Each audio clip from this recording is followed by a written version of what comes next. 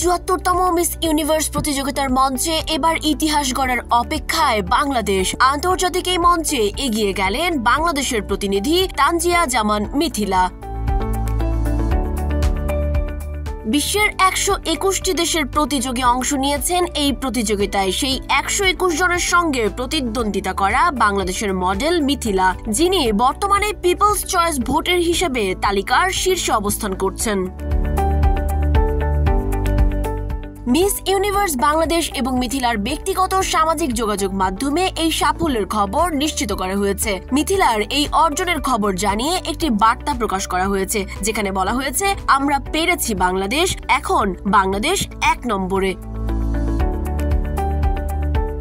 এদিকে সদ্য প্রকাশিত এক ছবিতে দেখা যায় মিথিলা মিস ইউনিভার্স প্রতিযোগিতার মঞ্চে বাংলাদেশের জাতীয় পতাকার রং এবং রয়্যাল বেঙ্গল টাইগারের ছবি সহ একটি ড্রেস পরে বাঘিনীর বেশে দাঁড়িয়ে আছেন। তবে ভোটের লড়াই কিন্তু এখনো শেষ হয়নি। এই পিপলস চয়েস ভোট চলবে আগামী ১৯ নভেম্বর পর্যন্ত।